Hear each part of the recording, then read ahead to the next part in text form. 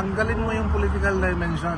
We're very confident that the former president would win his day in court. But with the political dimension, starting with the forced surrender, if I may say, a kidnapping of the president from the Philippines, it's already political in character.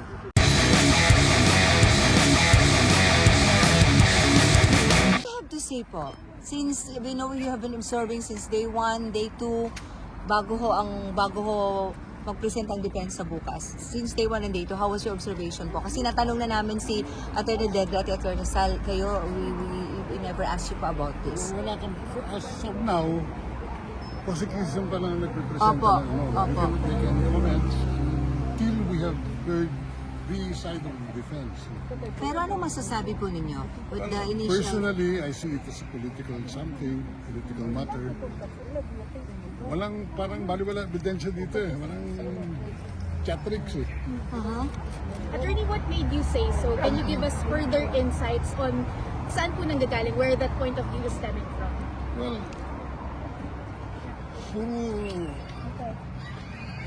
puro storya lahat na hindi natin alam anong oras, sino, kailan, no? Walang sufficient definiteness kung sino ang probably hindi natin alam ang procedure dito sa ICC, iba ang sistema nila, but as lawyers, Filipino lawyers, we expect something different. Bigyan nyo kami ng nakikita namin masasagot namin ng tama. Attorney Nadaldea, could you tell us more about yung sa meeting yung kagabi with Kaufman? I mean, how was it? Ano lang yung social lang yan. Okay. Hindi ko na pag-usapan yung strategy or how the defense would approach. Alam mo, it's trabaho nila yun. We do not want to intervene with what they're going to do. Of course, kanila lahat yan. We're just here to observe. And we were hoping that we could get a glimpse of our beloved president. But unfortunately, hindi siya pwede, hindi pwede. So that's where we are right now. Pero Attorney Kaufman mentioned that every hearing daw, you see each other and then you brainstorm, you deliberate. Dahil parang kinukuha rin ata ni Attorney Every Kaufman. hearing, I mean, at the end of the hearing ata nito, sir, the confirmation hearing ano lang, charges. the first time we met with him was last night. And the other day when we had a short talk during the lunch break, we didn't talk anything about starting the hearing. As you mentioned, kahit this is political, so kahit anong ebidensya. What do you mean by that? So, Ano yung personal na ano ko yun. Alright. Personal observation ko yun. Oo. Bigyan nyo kami ng laman para makita namin. Ano itong pinagsasabi. Kasi, umpisa sa tatlong patay, 4, naging 47, naging 5,000, naging 17,000. Where are we? Hindi accurate. And they're saying it's a crime against humanity. Have you watched yung mga criminal cases yung araw during the times of war? Ano yung crime against humanity? Hundreds of thousands being killed. Here, we're doing something. It's a national policy. Anong pakialam ng ibang nations dito na itong gusto namin gawin para tumahimik naman yung bansa namin. Pagod na kami. Pagod na siya. He saw it as a last alternative. Baka itong pag-asa na nilisin natin ang sarili natin. And we were on the right track. Unfortunately, our president had only 2 to 3 years to govern. No? Nabutan tayo ng COVID. 2 taon nang nawala sa kanya. Pero sa 2 taon na yon, anong nakita ninyo? Wala? Sagutin nyo nga ako. Marami, sir. Maraming nabago, sir. Ano naramdaman nyo? Sino best friend ng presidente? Kayo, ang taong bayan. No. Wala siyang iniisip. Hanggang ikukulong na lang siya, kayo pa rin na nasa isip niya. Masasabi ko yan kasi ako huling kasama niya bago kami nagkahiwalay. So, ES, would you say na walang katotohanan yung common plan, yung parang sinasabi po, in-establish po ng prosecution during the confirmation hearing? Alam mo, ito nga, natutulog na lang kasi tulog na tulog. nag-aabang na something substantial o matapos na ito. Wala kami nakikita in a substantial. Filipino lawyers. Hindi Yes, namin procedure. Sir, ano pong comment niyo dun sa photo gallery na high value target, kill list? Yung photocopy. Yung pinakita ni PRRD na may mga mukha na Yung high drug value, list daw. drug list, high value Well, target. meron siyang national policy. Ito ang mga taong binigay sa akin na involved sa mga drug trafficking. Bigay ito ng mga polis ko, hindi sa akin to. Part of the system yan. Meron tayong war against criminality, war against crime. So, buti nga sinasabi, ito yung mga taong may mga kasalanan. No? Sir, any comment po sa paggamit po ng prosecution ng sariling words po ng former president about his policy? Tinatapos ba nila yung words ng dating presidente? Patayin natin, pero tapos you go. Do not go beyond the law. Otherwise, you're worse than criminality. Basahin nyo lahat yung mga pinagsasabi. Alam nyo, napansin ko, tuwing lumalabas ang boses ng presidente, nabubuhayan ng Pilipino. Miski na boses dyan ng nakaraan. Do you think, sir, that the parts of the speeches were taken out of context po sa... Obviously. Kasi they're not picking. Sinusuppress nila yung anong nasa loob eh. At saka yung mga... Bakit yung nagsosona siya? Ito ang aking war against drugs.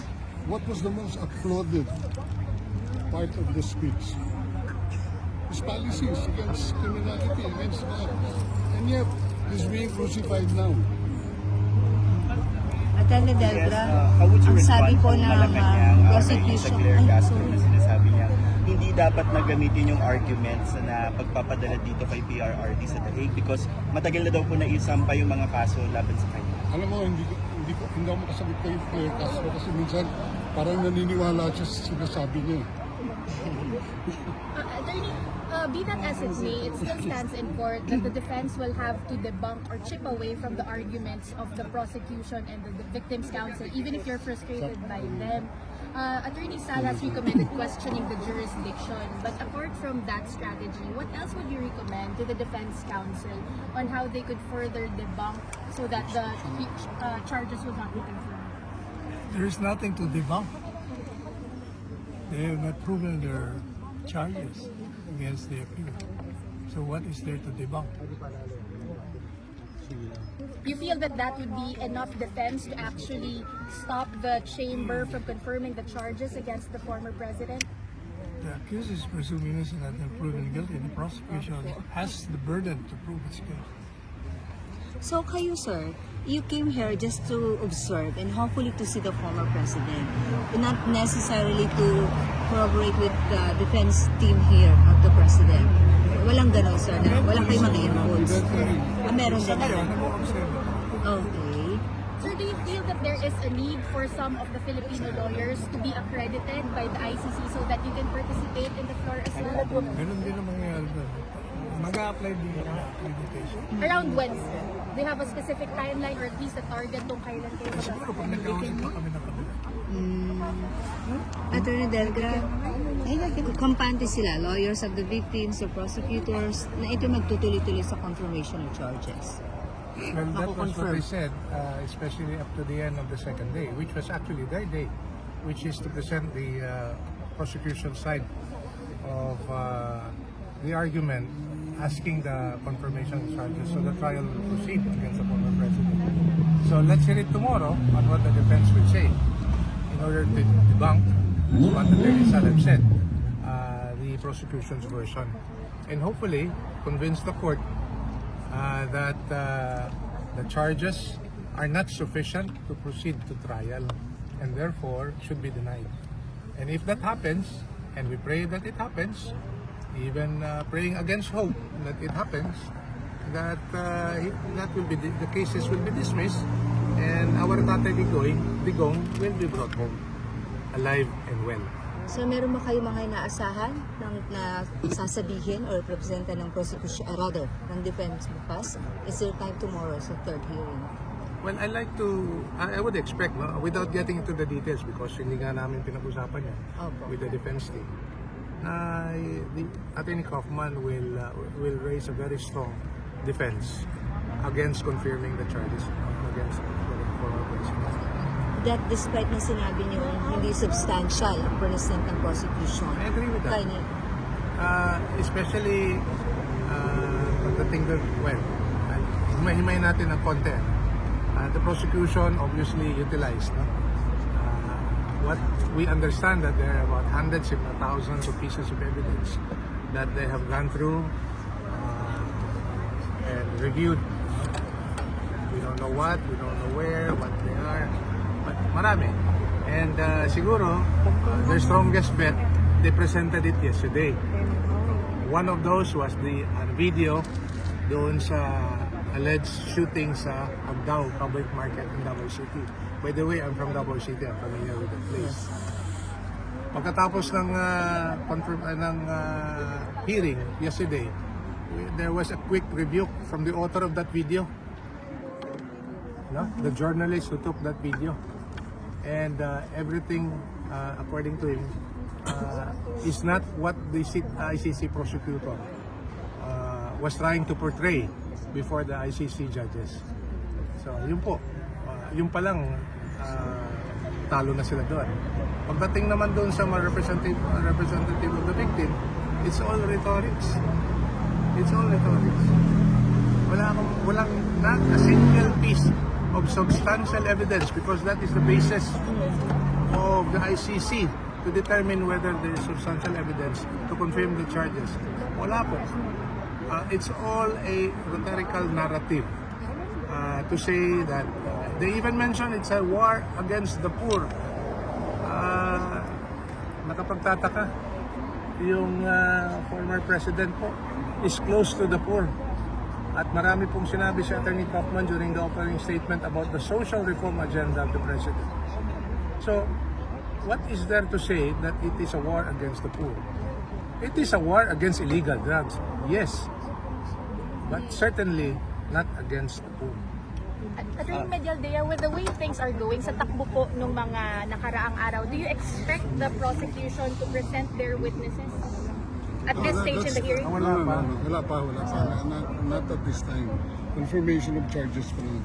Because in September, the court allowed them to present at least 2 witnesses. So now they have the option whether or not they want to push through the same charges. I'm not really familiar with the proceedings, but presentation of witnesses will come in the event that the results of the confirmation of charges will be positive. So you don't expect? Yes, nakikibalita po ba si VP Sara sa inyo sa mga nagaganap dito? Because na-interview po siya sa Iligan and sabi niya medyo hindi na po niya namomonitor yung charges hearing ng dati. Unfortunately, hindi namin siya nakakausap ever since we came.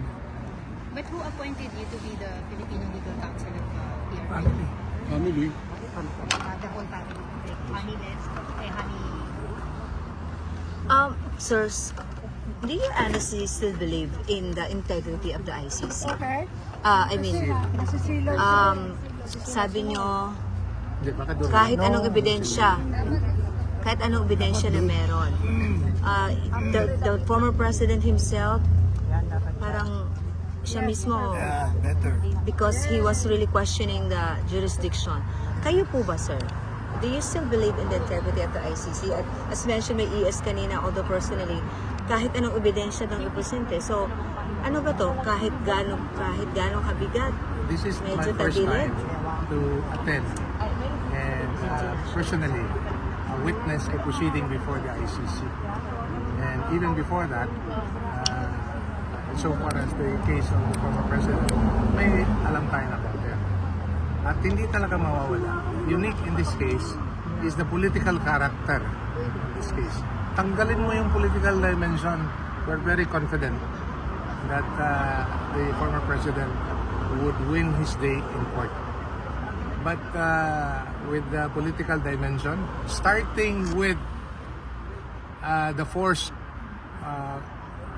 surrender, if I may say, a kidnapping of the president, from the Philippines here. It's already political in character. So ano pa yung maaasahan natin dito? Insofar as that aspect is concerned, no? Not the judicial process. Kasi judicial process, it talks about facts that you need to present and prove on the basis of the facts that would be qualified as evidence, no? On the basis of the standard by which these charges are being set against the person. Is any one of you And I'd like to say this again. Why is it political? And this is just my personal view. There is a policy of government all across administration na pag may isang Pilipino sa labas ng bansa na inaresto, dinitine, even tried in court, and even convicted, the policy of government across administration from Cory Aquino all the way up to BBM is to exert all available resources of government to bring that Filipino home. You could recall Sara Balabagan and Interboso. I don't know, I think that was during the time of Ramos. And to the credit of BBM, si Sara Jane Veloso, Mary Jane Veloso, who was already serving sentence in an Indonesian prison. Yun ang nakapagtataka. Bakit hindi magawa-gawa dito yan sa isang matanda at masakitin, frail as he is now? Na nating sabihin former president, itrato na lang natin siya bilang isang Pilipino. Bakit hindi magawa-gawa ng Administrasyong Marcos ito? And that is proof na may political character itong prosesong ito.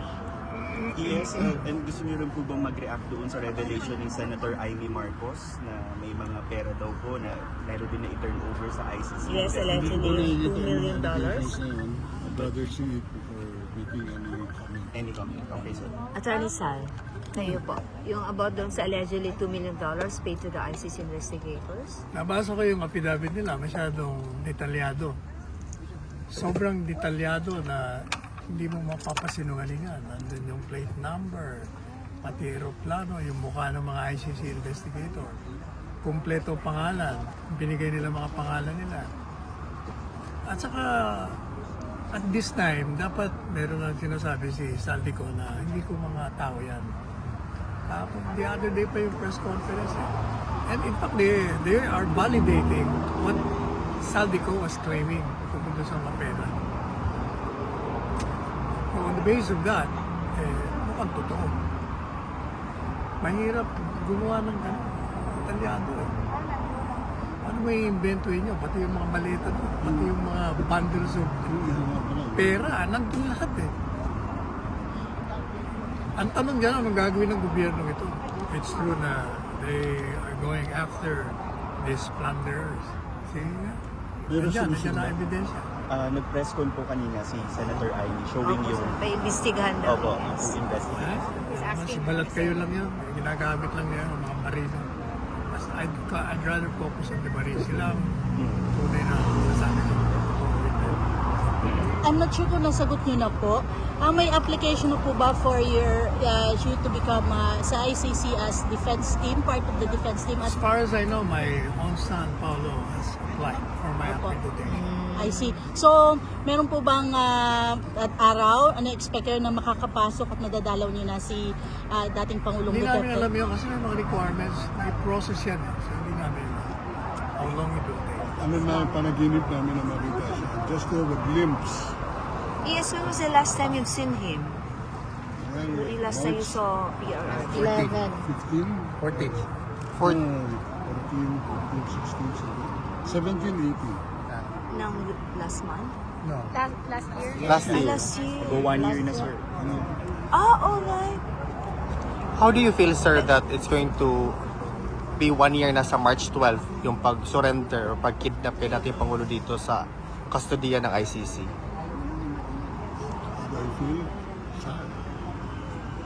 Sad for him, of course. As every Filipino. Ako, I was here for 3 months. I was only supposed to stay for a week. It became 2 months, became 3 months. Ako may nakikita ako mga tao, nakakalabas ako.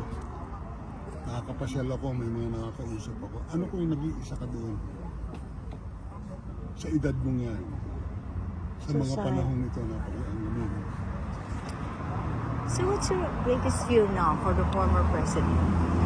And what's your greatest fear now for the former president? Sal, Ang greatest fear ko he passes away dito sa bansang ito, hindi sa atin. Sa edad niya yun marami siyang nararamdaman. Saka we don't even know kung this ICC is attending